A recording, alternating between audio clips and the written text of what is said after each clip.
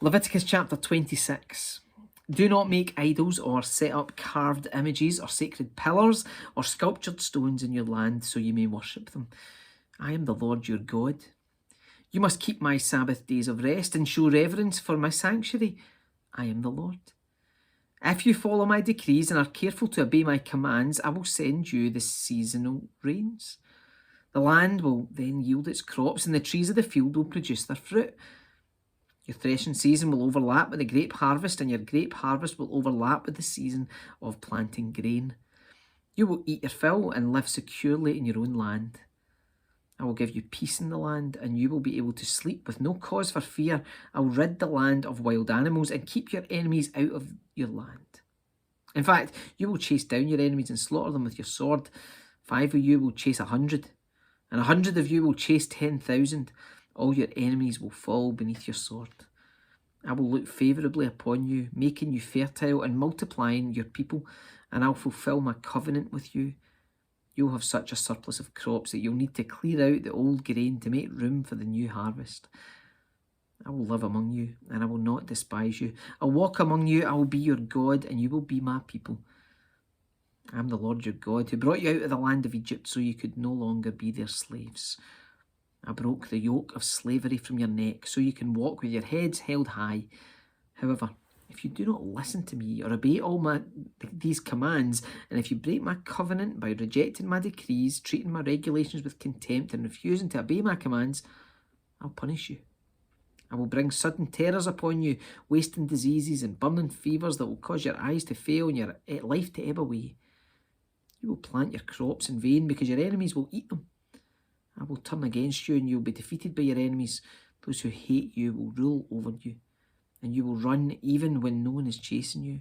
And if, in spite of all this, you still disobey me, I will punish you 7 times over for your sins. I'll break your proud spirit by making the skies as unyielding as iron and the earth as hard as bronze. All your work will be for nothing, and your land will yield no crops, and your trees will bear no fruit. If even then you remain hostile toward me and refuse to obey me, I will inflict disaster on you 7 times over for your sins. I'll send wild animals that will rob you of your children and destroy your livestock. Your numbers will dwindle and your roads will be deserted. And if you fail to learn the lesson and continue your hostility towards me, then I myself will be hostile towards you. I will personally strike you with calamity 7 times over for your sins. I'll send armies against you to carry out the curse of the covenant you have broken. When you run to your towns for safety, I will send a plague to destroy you there, and you will be handed over to your enemies. I'll destroy your food supply so that 10 women will need only 1 oven to bake bread for their families. They will ration your food by weight, and though you have food to eat, you will not be satisfied.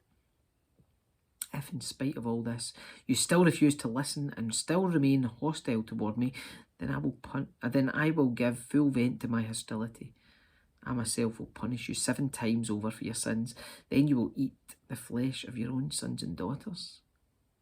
I will destroy your pagan shrines and knock down your places of worship. I'll leave your lifeless corpses piled on top of your lifeless idols, and I will despise you. I'll make your cities desolate and destroy your places of pagan worship. I will take no pleasure in your offerings that should be a pleasing aroma to me. Yes, I myself will devastate your land, and your enemies who come to occupy it will be appalled at what they see. I will scatter you among the nations and bring out my sword against you. Your land will become desolate, and your cities will lie in ruins. Then, at last, the land will enjoy its neglected Sabbath years as it lies desolate, while you are in exile in the land of your enemies. Then the land will finally rest and enjoy the Sabbaths it missed. As long as the land lies in ruins, it will enjoy the rest you never allowed it to take every 7th year while you lived in it. And for those of you who survive, I will demoralize you in the land of your enemies. You will live in such fear that the sound of a leaf driven by the wind will send you fleeing. You'll run as though fleeing from a sword, and you will fall even when no one pursues you. Though no one is chasing you, you will stumble over each other as though fleeing from a sword. You'll have no power to stand up against your enemies. You'll die among the foreign nations and be devoured in the land of your enemies. Those of you who survive will waste away in your enemy's land because of their sins and the sins of their ancestors. But at last, my people will confess their sins and the sins of their ancestors for betraying me and being hostile towards me. When I have turned their hostility back on them and brought them to the land of their enemies, then at last their stubborn hearts will be humbled and they will pay for their sins. Then I will remember my covenant with Jacob and my covenant with Isaac and my covenant with Abraham, and I will remember the land. For the land must be abandoned to enjoy its years of Sabbath rest as it lies deserted. At last the people will pay for their sins, for they have continually rejected my regulations and despised my decrees. But despite all this, I will not utterly reject or despise them while they are in exile in the land of their enemies. I will not cancel my covenant with them by wiping them out, for I am the Lord their God. For their sakes I will remember my ancient covenant with their ancestors, whom I brought out of the land of Egypt in the sight of all the nations, that I might be their God. I am the Lord.